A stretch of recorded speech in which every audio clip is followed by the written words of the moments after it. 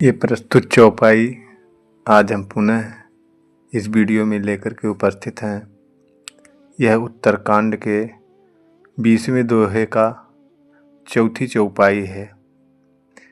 इसमें काकभूषुंडी जी पक्षीराज गरुड़ जी से कहते हैं कि जो भी मर्यादा है वो मर्यादा के अनुसार सभी लोग राम के राज्य में बिना किसी आश्चर्य के अपने धर्म कार्य में लगे रहते हैं और वो कभी भी ऐसा नहीं है कि अपने धर्म को छोड़ दें, ऐसा संभव नहीं है। इसमें स्त्री और पुरुष का भी वर्णन किया गया है कि स्त्री और पुरुष दोनों सभी बहुत चालाक होते थे, चतुर होते थे। इसमें ऐसा नहीं था कि जैसा आज यहाँ पे देखने को मिल रहा है कि पुरुष वर्ग ये पूजा पद्धति कर सकते हैं, स्त्रियों के लिए वर्जित है या स्त्रियों को निम्न रखा गया था। ऐसा कुछ भी उस समय में नहीं था। सभी लोग अपने अपने गुणों को आदर करते थे। गुण जो उनके होते थे, यानी जो स्त्री धर्म का गुण था वो स्त्री धर्म अपने में वो निभा रही थी, पतिव्रत का पालन कर रही थी, पतियों का सम्मान कर रही थी, प्लस जो खाने पिलाने वाली चीज़ें हैं वो जो उनका कार्य था। कहने का मतलब आप समझते होंगे कि गृहस्थी जिसमें घर परिवार में जो हमारी स्त्रियां आज कर रही हैं वो सभी कार्य को करती थीं और पुरुष वर्ग जो थे वो भी अपने धर्म कार्य में लगे थे। जिस तरह से पूजा पद्धति उनकी थी, जो भी पूजा के जिस ढंग से भगवान की कर रहे थे वह उसी के अनुसार ही करते थे। और एक महत्वपूर्ण बात यहाँ पे मिलती है कि उस समय में सभी ज्ञानी थे। जो भी राम जी के साथ लगे हुए थे वो सब के सब ज्ञानी थे और सभी एक दूसरे का जो उपकार भावना थी, जो परोपकार की भावना थी, वो परोपकार में लगे रहते थे और वहाँ किसी प्रकार की कोई कपट हृदय में नहीं होता था, चालाकी हृदय में नहीं होती थी। राम जी का जो भी आदेश उपदेश होता था वो सभी लोग उसको मान लेते थे, कोई भी बिना चालाकी के। तो आज जो गुरु को समर्पित कर देते हैं उसके अनुसार गुरु का जो कार्य है वो तभी करते हैं जब उनको समर्पण कर देते हैं। इसलिए हमें जो भी ज्ञान मिला जिस गुरु का, अगर वो ब्रह्म का दर्शन कराएं तो आप समझ जाइए कि वह आज के गुरु हैं और उनकी शरण में हमें जाना पड़ेगा।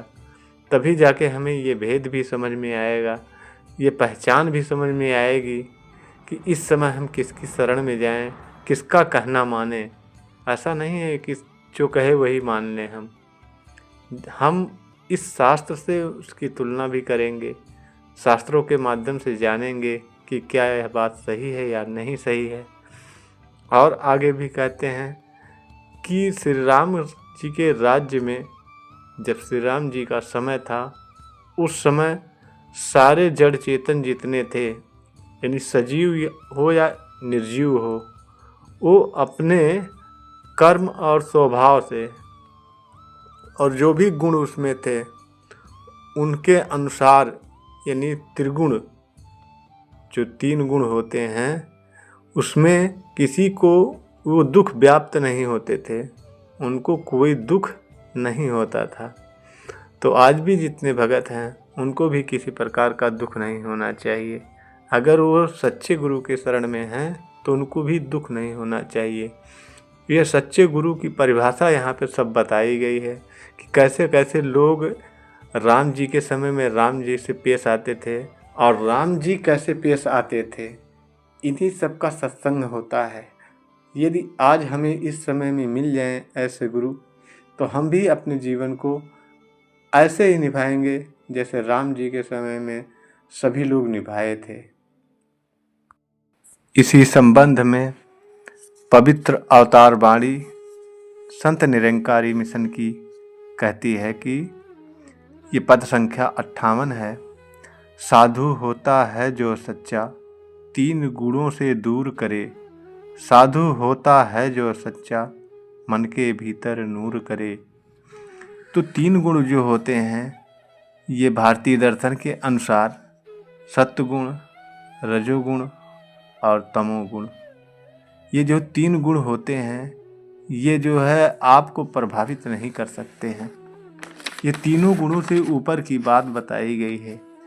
यहाँ भी इसी चीज़ को कहा गया कि अगर कोई भी राम जी की शरण में चला जाता है तो वह 3 गुणों से ऊपर हो जाता है, वो मोक्ष की तरफ का रास्ता अख्तियार कर लेता है और वो मोक्ष को प्राप्त कर लेता है। यदि आज हम भी इन तीनों गुणों में भक्ति कर रहे होते हैं तो हम समझ लीजिए कि माया की पूजा कर रहे हैं, क्योंकि कहा भी गया है कि जो कोई भी इस मटेरियल से पूजा पद्धति को अपनाता है वह सभी कर्म कांड में आते हैं। तो कर्म कांड करने वाला यानी कर्म करने वाला स्वर्ग और नरक के भेद को नहीं जान सकता है, क्योंकि वह वहीं तक का सीमित है। और राम का जो वर्णन मिलता है, राम आज का ये शब्द नहीं है कि आज हम राम की पूजा कर रहे हैं। राम की पूजा तो ब्रह्मा विष्णु महेश यानी जब से सृष्टि चली है तब से राम की पूजा हो रही है। कहीं जो हम राम को समझ रहे हैं वो हमारी समझ में कुछ अंतर है, क्योंकि जब ये रामचंद्र जी का अवतार नहीं हुआ था तब लोग किस राम की पूजा करते थे। उस राम को जानना है। जब हम उस राम को जान जाएंगे तभी हम यह समझ पाएंगे कि यह कैसे हम करें कि हमें जो हमारा पुरुषार्थ है यानी जो पुरुष होने का अर्थ है, धर्म अर्थ काम मोक्ष, इसको हम कैसे प्राप्त कर पाएंगे। और प्रभु की महिमा समझने के लिए कितना भी कोई मेहनत कर ले, इस जो माया से संसार बना है, माया से जो हमारी शरीर बनी हुई है, इस शरीर के माध्यम से हम नहीं समझ सकते। और जिन्होंने इनकी महिमा का जान लिया है वह इनकी लीला में प्रेम मानते हैं और शुक्राने का भाव रखते हैं कि प्रभु परमात्मा आपका लाख लाख शुक्र है कि आपने हमें ये जीवन दान बख्शा है। और इसी शुक्राने के भाव के साथ हो अपना संपूर्ण जीवन गुरु चरणों में अर्पण करके भक्ति करता जाता है। और भक्ति करने से सारे सुखों की खान बताई गई है कि भक्ति हर एक चीज़ वो प्राप्त कर सकता है भक्ति के माध्यम से, जो आनंद में सहायक है, जो हमें आनंद की तरफ ले जाता है। तो आपने हमें समय दिया है, इसके लिए हम बहुत बहुत धन्यवाद हैं। सद्गुरु की हमारी यही चाहना है कि सद्गुरु का पूर्ण कहना मानते हुए जो भी ब्रह्मज्ञानी महात्मा हैं वो सद्गुरु से लगे रहें, सद्गुरु के आदेश उपदेश हमेशा ऊपर रखें और जीवन को निहाल करते हुए चले जाएं। आप अगली वीडियो में सादर आमंत्रित हैं। तब तक के लिए अनुमति चाहता हूँ। आपका बहुत बहुत धन्यवाद।